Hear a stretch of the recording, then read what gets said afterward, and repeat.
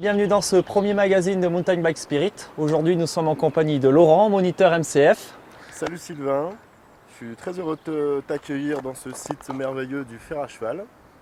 Très bien, je crois qu'on est dans un superbe environnement. Le temps est pour nous. Superbe. Donc je crois que tu vas nous faire découvrir ton terrain de jeu. Exactement, donc une petite boucle au fond de la combe. Peut-être avec chance, on aura même le loisir de voir des animaux. Eh bien écoute, je te suis, on est parti? Avec plaisir, c'est parti.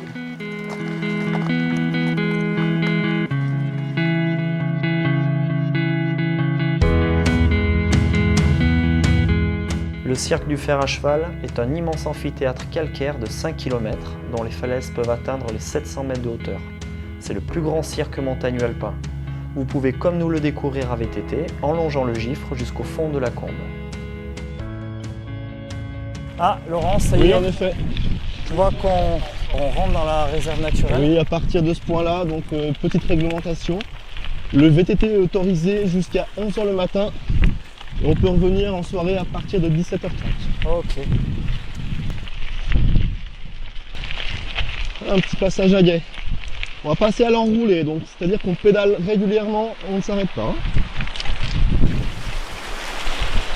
Ça fait du bien, ça rafraîchit. Génial. La réserve naturelle de Sixte Fer à cheval est la plus vaste de Haute-Savoie avec 9200 hectares. Là, Laurent, je crois qu'on est vraiment dans un endroit magnifique. Oui, là c'est posé. Donc notre direction, le fond de la combe. Bon, on va pas aller jusqu'en Suisse, mais on n'est pas loin.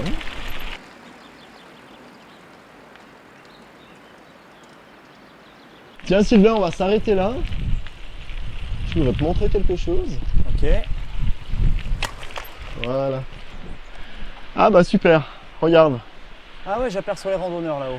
Je voulais te montrer, il y a un petit passage technique, une randonnée. Donc le pas s'appelle le pas du Boré. Et on a l'accès en fait, c'est pour accéder au refuge de la Vosgiale. D'accord, qui est juste au-dessus. Voilà, avec le lac de la Vosgiale. Super sympa, un endroit encore féerique. Ah, ça a l'air magnifique. Hein. Allez, c'est parti Sylvain.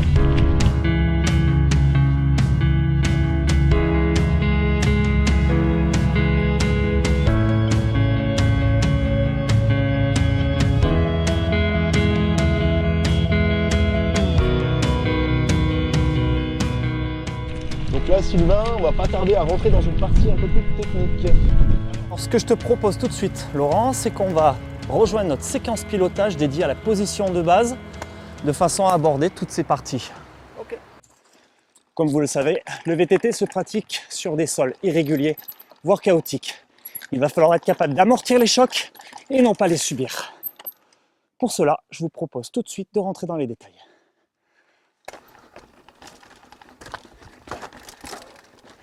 Dans un premier temps, la technologie du VTT va nous permettre d'absorber les chocs, grâce notamment à la fourche, à l'amortisseur, à la pression des pneumatiques, mais aussi à la constitution du cadre. Dernière composante d'actualité qui nous permettra d'absorber les chocs, le diamètre des roues. Mais c'est surtout le pilote, avec ses membres supérieurs et inférieurs, qui va optimiser l'absorption des chocs. Pour que les membres jouent pleinement leur rôle, le pilote doit adopter la position de base dite cavalier qui repose sur les 4 appuis fondamentaux, les 2 mains et les 2 pieds. Les coudes légèrement ouverts, je positionne mes mains sur le cintre en pince et je contrôle les leviers de frein avec mes index. Mes pieds doivent être placés à l'horizontale, le pied fort en avant. Je répartis équitablement le poids de mon corps sur les 2 pédales et je garde la cheville libre. Je centre le poids de mon corps sur le vélo afin que je puisse répartir et contrôler l'avant avec mes bras et l'arrière avec mes pieds. Le regard porté au loin, j'anticipe le terrain et je reste réactif par rapport aux obstacles que je rencontre. Maintenant, à vous de jouer. Allez, vas-y, chauffe!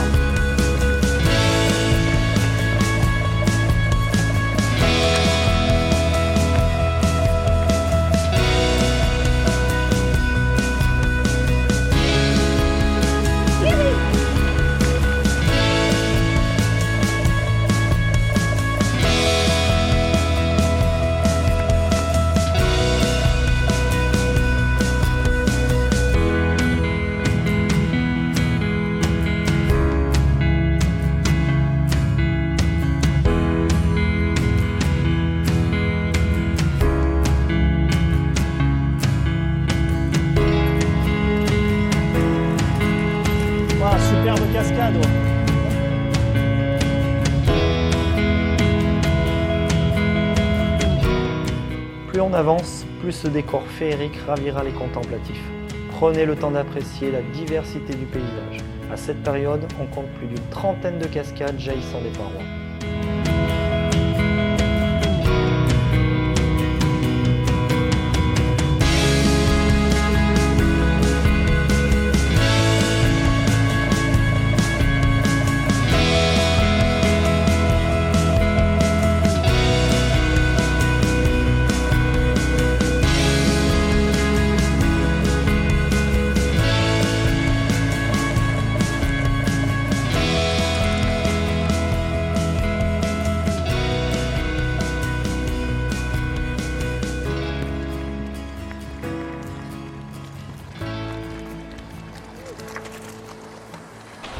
Ah Sylvain, on est arrivé.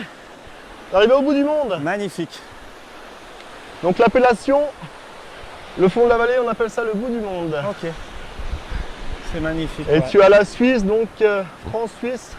La frontière, c'est la Crète. C'est la crête qui est là-haut. Et on a la Suisse juste de l'autre côté. D'accord. Donc Voilà. on est arrivé au bout du vallon.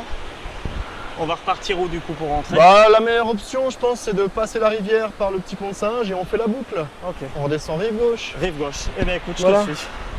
Allez, on va passer à pied. Hein.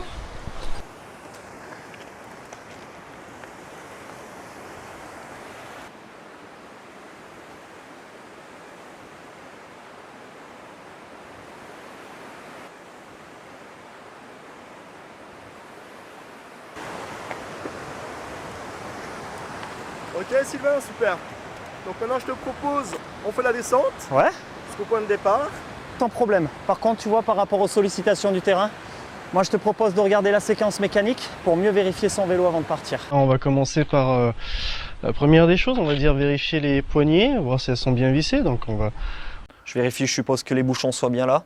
De préférence, ça peut être dangereux. Et puis surtout si elles ne tournent pas sur elles-mêmes. D'accord. Voilà. Ok. Ça protège aussi au niveau C'est des... pour ça que j'avais choisi les poignées Locone. D'accord. Avec le collier pour le serrage. pour le au serrage. cintre. Et après on a donc frein arrière, frein avant. Là on a ce qu'il faut. Et puis ben, quand on vient freiner sur l'avant, on peut aussi vérifier un peu la direction. Donc, la direction, on peut faire en avant et puis positionner et voir le jeu dans la direction. Ok, donc là tu as vérifié en latéral Petite vérification au niveau des moyeux. On prend sa roue, et on l'a fait bouger. on la fait bouger. Ok. T'as pas de jeu. La tension des rayons, assez importante. Ok, je fais le tour de ma roue. Tu fais tes tours, Si tu jamais viens un rayon passer. est dévissé ou si tu jamais... vas le sentir, ça va bouger. bouger. La pression de ton pneu. Ok. Et surtout, je dirais, le dessin du pneu, voir si t'as pas une Si usure. j'ai ou encore des de la coupons. structure, ouais, ça peut servir pour le VTT. Donc Et important, les flancs du pneu. ok. Les flancs du Merci. pneu, voir si t'as pas d'hernie ou de coupure. Ok. Donc passer la main, vérifier au visuel. Voilà. Je vérifie également les serrages. Tout à fait, les serrages de roue. Alors bien vérifier que le blocage, le serrage de roue, pardon, s'ouvre et se referme correctement. Sans trop forcer. Sans trop forcer, jamais trop forcer parce qu'après, il faut toujours qu'il y ait une ouverture facile en cas de changement ou de crevaison. Point de contrôle suivant, on va dire les vitesses. Donc dérailleur avant et arrière. Vérification que toutes les vitesses passent correctement. Je vais bien en bout. Donc je teste bien sur toute la... Sur toute la Ouais. plage d'utilisation des vitesses, Et je vérifie si les butées sont bien réglées. regardez aussi si les galets sont pas trop sales et pleines de terre ou de saleté, parce que ça permet d'avoir une meilleur passage de vitesse. D'accord. Et ça empêche le dérailleur de remonter en cas de blocage Ou de le casser. également. Et de le casser. Et aussi le dérailleur avant. Donc là il y a un 2 plateaux. Ah, j'ai pas besoin de 3 plateaux moi. Là tu as des bonnes cuisses. Et puis une autre vérification vite express, c'est aussi les pédales. Voir si elles n'ont pas trop de jeu. Souvent on a tendance à les oublier. Et puis ben, c'est quand même ce qui nous porte sur le vélo, quoi. Voilà, nous venons de découvrir grâce à Laurent un site d'exception. Merci à lui. Nous rejoindrons le point de départ en 20 minutes environ. Comptez une bonne heure pour parcourir les 8 km et les 150 mètres de dénivelé de cette randonnée familiale. vous alternerez entre parties roulantes et sentiers ludiques entre les rochers, tout en traversant de nombreux torrents. Je vous donne rendez-vous le mois prochain pour un nouveau numéro de Mountain Bike Spirit. D'ici là, profitez-en bien.